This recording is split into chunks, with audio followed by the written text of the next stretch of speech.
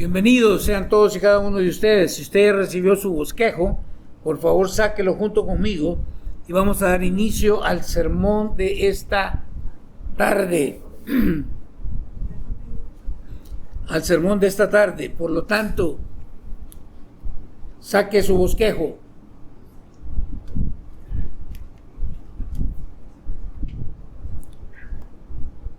Seguimos hablando esta cuestión de cómo poder conocer a Dios de una mejor manera o conociendo a Dios. Y el domingo pasado hablamos acerca de cómo conociendo a Dios como Él es. Pero esa fue la primera parte. Ahora es la segunda parte. Y creo que vamos a tener una tercera parte. No lo sé todavía. Vamos a ver cómo va la cosa. Pero conociendo a Dios como Él es, segunda parte. Vamos entonces directamente a lo que es el libro de Jeremías. Libro de Jeremías, capítulo 29, versículo 13. Vamos entonces. Nos dice de la siguiente manera: si me buscan de todo corazón, podrán encontrarme. ¿Ok? Si lo buscamos al Señor de todo nuestro corazón o con todo nuestro corazón, si verdaderamente estamos interesados en conocerle, Él se va a manifestar a nosotros. Vamos a poder encontrarlo. Por lo tanto, siguiendo la línea, mi punto número 1 es que nosotros debemos saber de que Dios es imparcial. Dios es imparcial. ¿Qué significa esto de que Dios sea imparcial? Bueno, significa que Él no hace distinción de personas. En el sentido de mostrar favoritismo. O sea, Dios no tiene hijos favoritos. Y si usted oye por ahí que somos los preferidos, no. Dios, que dijimos anteriormente, Él es imparcial. Él no hace acepción de personas.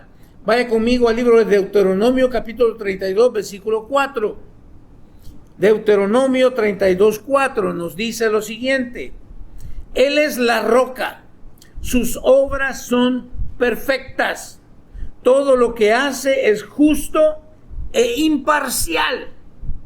Él es Dios fiel, nunca actúa mal. Qué justo y recto es Él. Mire, en este versículo sí que ¿alguna vez usted ha pensado que Dios ha sido injusto con usted? Creo que muchas veces lo hemos pensado, o a veces le hemos tirado la culpa a Dios, le hemos dicho, ¿por qué haces esto? ¿O por qué permites esto? Pero mire, dice que Él es la roca y que sus obras son ¿qué? Son perfectas. Cuando nos habla de que sus obras son perfectas, Dios no se equivoca. Así es de que hay que tener cuidado cuando decimos que Dios se equivocó. Escuché algo por ahí, un hombre diciendo: yo fui hombre, escuche esto, encerrado en el cuerpo de una mujer. Y no es lo que usted está pensando. Esa es la filosofía hueca de hoy día. Pero no, dice él, yo fui hombre, encerrado en el cuerpo de una mujer, pero después nací. O sea, es hombre. Dios no comete errores. Dios no hace cosas imperfectas. Cuando naces hombre, eres hombre. Naces mujercita, eres mujercita. No hay vuelta de hoja, no hay algo que Dios se haya equivocado. Dice, todo lo que hace es ¿qué? Es justo e imparcial. Él es Dios fiel. Nunca actúa mal. ¡Wow! Qué justo y recto es Él. Vaya conmigo al libro de Salmos, capítulo 18, versículo 30. Salmo 18, 30 nos dice: el camino de Dios es perfecto. Todas las promesas del Señor demuestran ser verdaderas. Él es escudo para todos los que buscan su protección. Me encanta. el Señor es mi escudo. Cuando yo le busco, cuando yo busco ser protegido por Él, debemos recordar entonces que los caminos de Dios son perfectos. Dios no se equivoca y por lo tanto Él es imparcial. Todas sus promesas que dice demuestran ser verdaderas. ¿Sabe usted que todas las promesas se cumplen? Las promesas de Dios se cumplen y en la Biblia tenemos increíbles promesas que Dios nos ha hecho a cada uno de nosotros. Número 2, Dios es omnipotente. Dios es omnipotente, lo cual significa que Él es ¿qué? Todopoderoso, Él todo lo puede. ¿Okay? Él puede hacer todo lo que le agrada, pero sus acciones siempre estarán de acuerdo con el resto de su carácter. Por lo tanto, Él es omnipotente, Él es todopoderoso, pero siempre va a ir de acuerdo ¿con qué? Con el resto de su carácter. Por eso es que necesitamos conocerle, ¿ok? Porque a veces las cosas no se van a ver muy claras, pero Dios no cambia. Vaya conmigo a Apocalipsis 19:6. Apocalipsis 19:6 nos dice lo siguiente.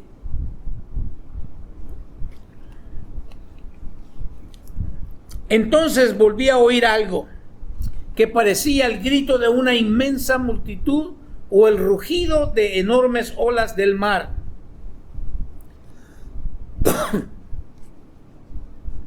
Perdón, ese aire me está... Dice, o el rugido de enormes olas del mar, o el estruendo de un potente trueno, que decían, alabado sea el Señor, pues el Señor nuestro Dios, el Todopoderoso, reina. Mire qué tremendo. El Todopoderoso, que dice, reina. Gracias. Dice entonces, Jeremías 32:17 nos dice lo siguiente. Jeremías 32:17 nos dice, oh Señor soberano, me encanta, oh Señor soberano, hiciste los cielos y la tierra con tu mano fuerte y tu brazo poderoso. Nada es demasiado difícil para ti. Escucha esto, nada es demasiado difícil para ti. ¿Habrá algo que Dios no pueda hacer? No, no lo hay. Entonces a veces nos ponemos a pensar, bueno, pero ¿por qué entonces oramos por fulano y no sanó?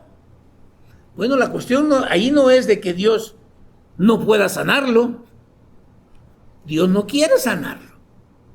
¿Por qué? Yo no lo sé. ¿Se da cuenta cuando entramos en qué? En su soberanía. En su soberanía, Él hace lo que Él quiere. Pues Él es soberano. Pero nuestra mente, que tiene límite, queremos meter a Dios nosotros en una cajita de cartón pequeñita. Y no se puede. Él es Dios, Él es el Señor soberano. Hace lo que Él quiere, como Él quiere, con quien Él quiere. Me encanta que dice, hiciste los cielos y la tierra con tu mano fuerte y tu brazo poderoso. ¿Se ha puesto a pensar usted por un momento cómo es posible de que la tierra gire alrededor del sol? Y aunque pareciera, ¿verdad?, aquí en Pandale, que ya nos vamos a quemar a ciertos días, pero no nos quemamos. Esa es la mano de Dios. Eso es lo que Dios hizo. Dios lo creó, lo diseñó de esa forma y no se puede alterar. Me encanta. Nada es demasiado difícil para ti. En Jeremías 32:27 nos dice lo siguiente. Yo soy el Señor, Dios de todos los pueblos del mundo.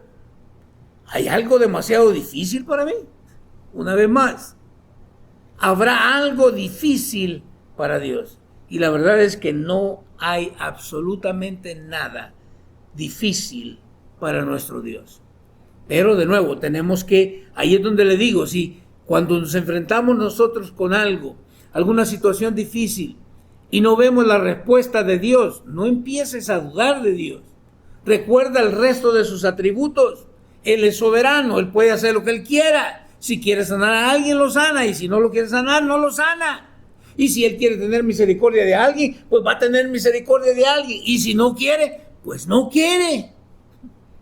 ¿Y qué vamos a hacer nosotros? Por más berrinche que hagamos, Él sigue siendo el Señor.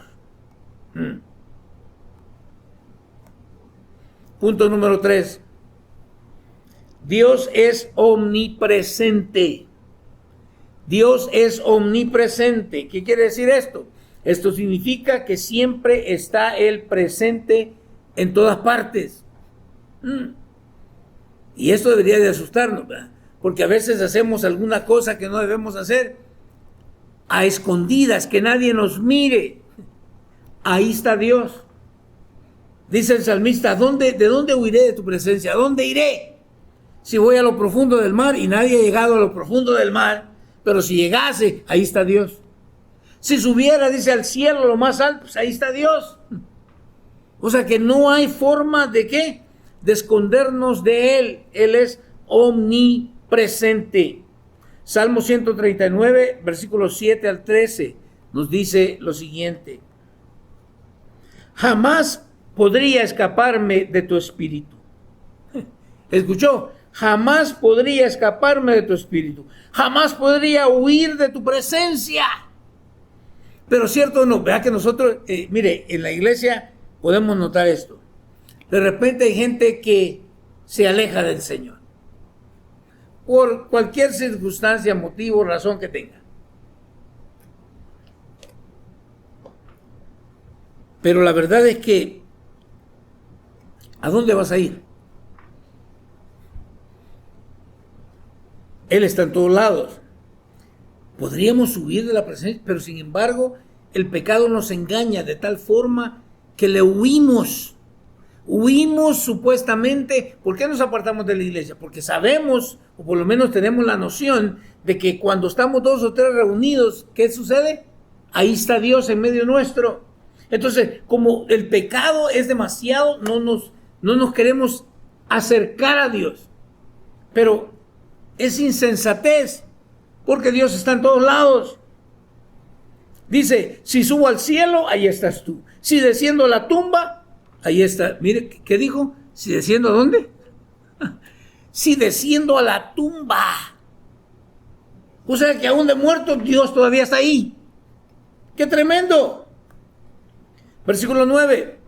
Si cabalgo sobre las alas de la mañana. Yo no sabía que la mañana tenía alas. Es una forma poética de hablar.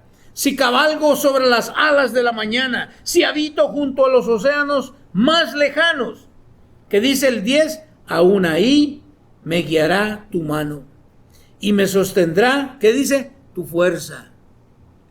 Mire, viene a mi mente cuando leo yo, aún allí me guiará tu mano y me sostendrá tu fuerza. Me trae a mente a Jonás. El Señor le dijo a Jonás que fuera y predicara contra Nínive. ¿Y qué hace él? Agarra rumbo opuesto de Nínive, porque no quería ir. ¿Por qué? Porque Nínive eran enemigos de los judíos y era gente muy mala. Y entonces él por eso no quería ir a proclamar el mensaje que Dios le había dado. ¿Y qué sucede? Bueno, él se mete en otro barco pensando, ¿verdad?, que se va a huir de la presencia de Dios. Pero empieza a haber una tempestad. Y los marineros empiezan a echar suerte. A ver, ¿por qué nos está pasando esto? Y encuentran que el culpable es Jonás. ¿Y qué sucede con Jonás? Le dice, tírenme, para que se acabe todo esto, tírenme al mar. Y lo tiran. ¿Y qué dice? Que un pez grande se lo traga. ¿Qué es lo que está diciendo aquí? Aún los océanos más lejanos, ahí me guiará, ¿qué? Tu mano. Jonás fue guiado por Dios. Y el pez también, por si no lo sabía. Porque 3 días lo tiene ahí, después lo vomita ahí cerca de la playa, a la orilla de la playa. ¿Podría pedirle a la oscuridad que me ocultara y a la luz que me rodea que se convirtiera en noche? No, de todas maneras, ya hemos visto, ¿verdad? Aunque sea día o sea de noche, Dios está ahí. Para Él todo es ¿qué? Es luz.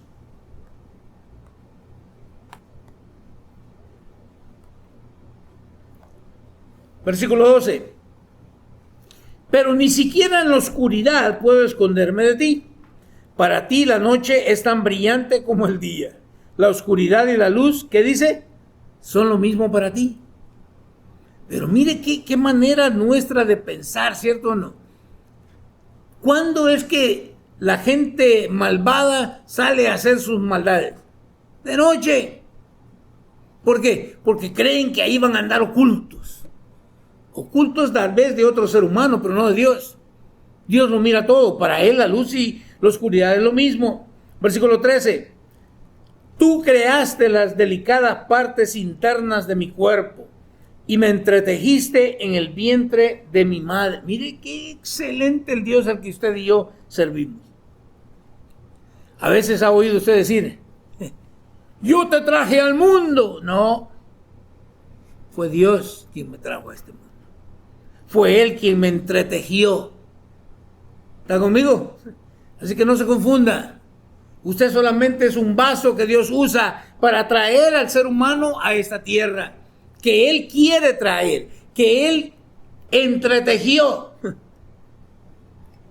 Pero ¿verdad? A veces confundimos las cosas porque no lo conocemos. Jeremías 23 nos dice lo siguiente. ¿Soy acaso Dios solo de cerca? Dice el Señor. ¿No al mismo tiempo estoy lejos? ¡Qué tremendo! ¿Por qué razón? Mire, a veces nosotros pensamos que Dios está lejos de nosotros. Por cualquier cosa. Pero Él está cerca. Está tan cerca que la palabra de Dios nos dice que la salvación está tan cerca de tu boca. El clamar a Dios y Él nos escucha. Cuando lo hacemos, como dijimos al principio, de todo o con todo nuestro corazón. Pero tristemente, ¿verdad? Vemos, porque eso lo vemos en la iglesia, gente que viene desesperada por alguna situación. El Señor escucha su oración y ya cuando todo se arregló, se van. Abandonan al Señor. Qué triste. Punto número 4. Debemos saber que Dios también es omnisciente. Dios es omnisciente. Él lo sabe todo. Ah, no, pero Él lo sabe todo. Lo cual significa que conoce el pasado, el presente y el futuro. Aún lo que estamos pensando en cualquier momento, el Señor lo conoce todo. Su justicia siempre será administrada imparcialmente. Esto me encanta. Su justicia siempre será administrada imparcialmente. Miren, nosotros como seres humanos a veces con nuestra familia decimos, no, pero es que es mi familia. Pero ¿y si han actuado mal? ¿Aún así vamos a seguir con la familia? Yo les digo algo, yo conozco a Dios y por lo tanto tengo que estar al lado de lo que es ¿qué? Justo, de lo que es correcto. Y si alguien en mi familia está mal, pues está mal. Y no voy a negarlo. ¿Cuántos de nosotros? De ahí salen los dichos, ¿verdad? Nadie habla mal de su casa aunque se esté cayendo. Pues deberíamos de hablar mal, porque si se está cayendo, por algo es que se está cayendo. Salmo 139 del 1 al 5 nos dice lo siguiente: oh Señor, has examinado mi corazón y sabes todo acerca de mí. En otras palabras, a Dios no lo podemos engañar. Nosotros podemos engañarnos a nosotros mismos. Pero ¿qué dice? Dios ha examinado mi corazón. ¿Y sabe qué? Y sabe todo acerca de mí. Versículo 2. Sabes cuando me siento y cuando me levanto. ¡Qué tremendo! Conoce mis pensamientos, aun cuando me encuentro, ¿cómo? Lejos. Muchas veces vamos nosotros de vacaciones a otro lado, ¿sabe qué? Allá está Dios. Algunos creen que porque se han ido lejos, Dios ya no está allá con ellos. No. Dios está en todo lugar.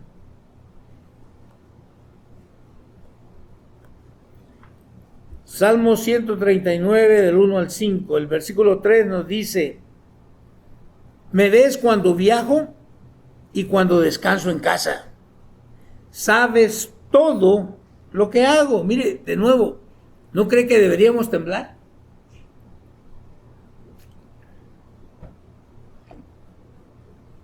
¿Qué haces en casa mientras descansas? Dios lo sabe, Dios está mirando. Versículo 4. Sabes lo que voy a decir, incluso antes de que lo digas, Señor. ¿Cuántas veces has dicho algo y has dicho inmediatamente después de que lo dijiste: trágame tierra, mejor no hubiera dicho? El Señor ya lo sabía. Se lo pruebo, bien sencillo. El Señor está por ser arrestado y les está dando las últimas instrucciones a sus discípulos. ¿Y qué dijo Pedro? Estoy dispuesto hasta morir por ti. ¿Qué le dijo el Señor? Te aseguro que esta misma noche, antes de que el gallo cante, me vas a negar 3 veces. Vas a negar que me conoces. ¿Por qué cree que lloró Pedro amargamente? Porque se dio cuenta que Dios sabe lo que nosotros vamos a decir antes que lo digamos. Sabes lo que voy a decir incluso antes de que lo diga, Señor. Vas delante y detrás de mí. ¡Wow!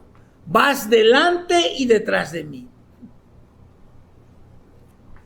Pones tu mano de bendición sobre mi cabeza. ¿Pero cuándo es que está la mano de bendición sobre mi cabeza? Cuando estoy siendo obediente a su palabra. Cuando estoy buscándole con todo mi corazón. Proverbios 5:21 nos dice lo siguiente. Proverbios 5:21 nos dice: pues el Señor ve con claridad lo que hace el hombre, examina cada senda que toma. No es como nosotros que llegamos a cierta edad y ya tienen que remover las nubes que se nos hacen en los ojos. No, el Señor mira bien clarito. Mira con claridad que dice lo que hace el hombre. Y de nuevo, cuando dice el hombre, no solamente se refiere al hombre, a la mujer también. Dios mira con claridad todo lo que hacemos. Examina, ¿qué? Cada senda que toma. Wow. Punto número 6. Wow, creo que voy muy rápido. Vamos a frenar un poquito. No. Algunos dicen, no, vas bien, va bien. Ay, el acelerador un poquito más. No. Dice, Dios es uno. Dios es uno. Mire, y esto es tremendo. Porque hay iglesias que no creen en la Trinidad de Dios. O sea, en un Dios Tres personas, pero un solo Dios. O sea, Dios el Padre, Dios el Hijo, Dios el Espíritu Santo. Y si alguien no cree esto, entonces tenemos problemas. Porque no es el Dios que se nos ha revelado a nosotros en las Escrituras. Dios es uno, lo cual significa que no solo no hay otro, sino que también Él es único en poder suplir las necesidades más profundas y los anhelos más profundos de nuestros corazones. Es Él quien lo llena todo. ¿Escuchó? A veces nosotros buscamos llenar ese vacío con un montón de cosas, ¿no? Y solo para darnos cuenta de que nunca nada es suficiente. Entonces, ¿por qué algunos dicen, no, yo probé eso de la... No, es que no lo buscaste de todo corazón, esa es la verdad. Porque si lo hubieras buscado de corazón, primero, lo encontrarías. Y segundo, Él suple toda la necesidad que tú tengas. ¿Cómo no va a poder suplirla si Él fue quien te creó? Él fue quien te diseñó, quien te trajo a este mundo. Isaías 40:28 nos dice lo siguiente. Escucha, Israel. El Señor nuestro Dios, el Señor es, ¿qué? Es uno. El Señor es uno. Me encanta. No, por eso no podemos nosotros adorar otras cosas. Porque va contrario a la voluntad de Dios. Y cierto o no, hay gente que le encanta robarle la gloria a Dios. Cuando yo empiezo a exaltarme mucho a mí mismo o empiezo a exaltar a otro fulanito, le estoy robando la gloria a Dios. A Él y únicamente a Él le debemos nosotros la adoración. Y punto número 6. Algunos dijeron, ya nos vamos a casa. No, todavía no, espérense que yo puedo agarrarme de un solo versículo para seguir hablando un montón. Así que espérense. Dios es justo. Dios es justo. Pero ¿por qué si mira yo he servido al Señor y ahora mi hijo me sale de esta forma? Dios es justo. No, pero es que, mira, a mí me corrieron del trabajo. Dios es justo. Quiero que lo vaya entendiendo. Eso significa que no puede y no va a pasar por alto la maldad. Es debido a su rectitud y justicia que Jesús tuvo que experimentar el juicio de Dios. O sea, usted y yo teníamos una deuda con Dios. Y esa deuda tenía que ser cancelada. Ay, no, pero que no, Dios es amor. Y tenía que ser cancelada. O la pagabas tú o la pagaba alguien más por ti. Y como tú no podías pagarla, ni yo tampoco, tuvo que venir Jesucristo, hacerse hombre, siendo Dios, y morir en la cruz del Calvario por tus pecados y por los míos. Y podemos decir, pero qué injusto Dios, ¿por qué manda a su hijo? Lo hizo por ti. Porque tenía que pagarse el pecado. La paga del pecado es ¿qué? Es muerte. Por lo cual, piense la próxima vez que usted se le ocurra por ahí pensar de que Dios es injusto. No, Señor, Dios es justo. No, pero mire, el presidente Bukele metió a la cárcel a todos estos mareros, les dicen allá. Acá nosotros les decimos pandilleros. Pero se ha levantado una controversia increíble. Que no es justo, que aquí, que allá. Y yo me pregunto, y cuando ellos estaban haciendo todas las atrocidades que hicieron, ¿por qué nadie dijo no es justo? Póngase a pensar un ratito en estas cosas. Tal vez no entendamos la justicia de Dios, pero eso no quiere decir que Dios no sea justo. De hecho, dice la Biblia que el alma que pecare, ¿qué va a pasar? Esa morirá.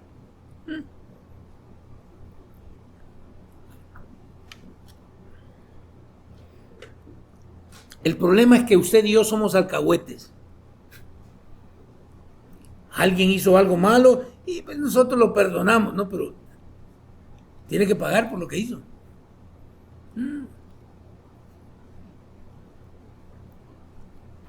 Nuestros pecados fueron puestos sobre Jesucristo para que de esta manera fuéramos nosotros perdonados. Es cuando Jesús en la cruz del Calvario le dice al Padre, ¿se acuerda? ¿Alguna vez ha escuchado el sermón de las 7 palabras? Cuando Dios o Cristo le dice al Padre, consumado es. Ahí estaba pagando Él por tus pecados y los míos. La justicia de Dios tenía que satisfacerse. Y no había forma. ¿Por qué? Porque usted y yo nacemos en pecado. Yo no. Mis padres eran casados. De todas maneras, nacimos en pecado. Y alguien tenía que pagar el precio por ese pecado. Por eso le digo, a veces no entendemos la justicia de Dios. Porque somos alcahuetes y nosotros queremos torcer las cosas. Pero Dios no va a torcer nada. Yo no sé si esto a mí me encanta. Porque veo que en realidad Dios es justo. Y cuando algo me está pasando a mí, en lugar de ¿y por qué? Mejor me pregunto, ¿qué es lo que yo estoy haciendo que está causando esto? ¿O Satanás está viniendo en contra de mí? ¿O Señor, enséñame qué es lo que debo aprender a través de esa situación? En lugar de muy rápidamente echarle la culpa a Dios. Dios es injusto. ¿Por qué me pasan estas cosas? ¿Y por qué no? ¿Acaso no te acuerdas de las cosas que tú hiciste? ¿Y que no te pasó nada? Algo hay muy seguro.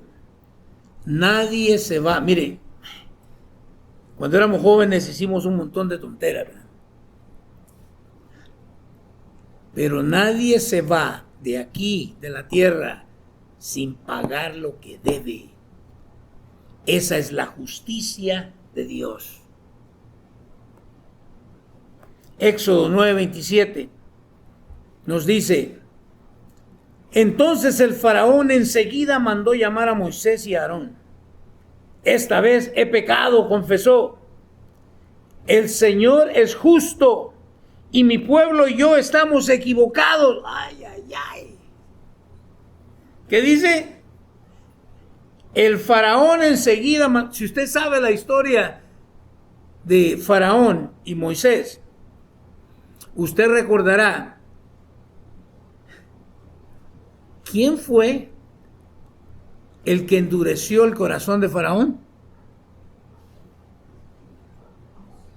Fue Dios. ¡Oh! Dios es injusto, ya ve, te lo dije. No, Dios sabía que este Faraón era un terco. Lo manda a llamar a Aarón y ¿qué le dice? Esta vez he pecado, confesó. Por lo menos, mire, está confesando su pecado. Hoy día no queremos confesar el pecado. El Señor es el justo y mi pueblo y yo estamos, ¿qué? Equivocados. Pero, ¿cuántas veces no se había arrepentido este? Y volvía, ¿qué? A hacer lo mismo. En el libro de Mateo, capítulo 27, versículo 45 al 40, encontramos lo siguiente. Al mediodía, la tierra se llenó de oscuridad a las 3 de la tarde. Imagínense eso. Yo vi algo opuesto. Iba con mi abuelita a traer algo, comprando algo para la cena. Eran como a las 6, 7 de la tarde, que es cuando ya se empiezan a encender las luces de las calles, ¿verdad? Porque ya está oscuro. Y de repente vimos que detrás de nosotros pasó algo y todo quedó como que era las 12 del mediodía. ¿Qué pasó? Yo no sé. Pero mira, aquí dice que al mediodía la tierra se llenó de oscuridad hasta las 3 de la tarde. A eso de las 3 de la tarde Jesús clamó en voz fuerte: Elí, Elí, lema sabactani. ¿Qué es lo que significa? Que significa: Dios mío, ¿por qué me has abandonado? ¿Por qué sintió Jesús que Dios lo había abandonado? Porque Dios y el pecado no se llevan. Y en ese momento Jesús estaba clavando allí en la cruz del Calvario tus pecados y los míos. Él justo, el que no tuvo pecado, porque no lo malinterprete tampoco, no es que él hubiese pecado, pero él tomó tus pecados y los míos para poder satisfacer la justicia de Dios. Qué tremendo. Con esto deberíamos de amar más a Jesús y aferrarnos más a Él. Pero todavía no le conocemos. Y se lo dije desde la semana pasada. Y va a ser imposible en estos, no sé, 80, 100 años que tenemos aquí en la tierra, conocerlo a plenitud.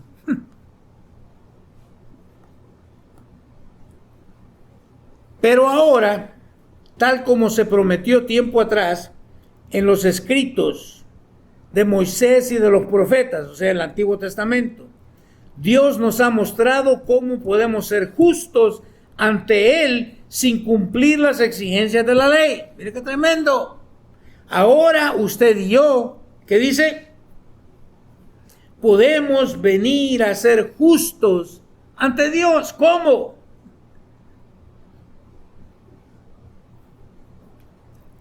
Entiende que fue Cristo quien pagó. Él es el justo. Y Él pagó por ti. Él es el que te hace, ¿qué? Justo delante del Padre. ¿Cuándo? Cuando aceptas tu pecado. Cuando aceptas que tú eres el que debía haber sido crucificado. Y ahora te humillas delante de la presencia de Dios, pidiendo el perdón de tus pecados por lo que Cristo hizo en la cruz del Calvario. No es por ningún mérito propio tuyo, porque eso es imposible. O vamos a decir, cumpliendo la ley. Nadie puede cumplir la ley, nadie la cumplió. Versículo 22. Dios nos hace justos a sus ojos cuando ponemos nuestra fe en Jesucristo. Y eso es verdad para todo el que cree, sea quien fuere. Mire qué tremendo. ¿Cómo nos hace justos Dios? Ante sus ojos, cuando ponemos nuestra fe en Jesucristo. ¿Por qué no dice cuando ponemos o cuando hacemos la oración de arrepentimiento? No.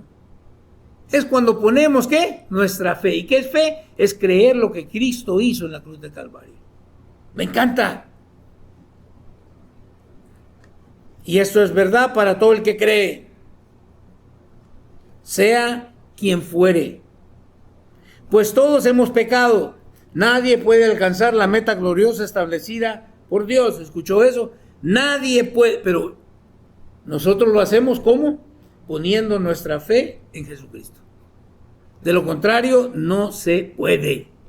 Lo siento. Si crees que vas a encontrar salvación en tu religión, estás confundido, no conoces a Dios. Si crees que obedeciendo todas las leyes, es imposible obedecerlas todas. La Biblia dice que si pecamos en un solo mandamiento, ya nos hacemos culpables de todos. Solamente en Jesucristo, poniendo nuestra fe en el sacrificio que Cristo hizo en la cruz del Calvario.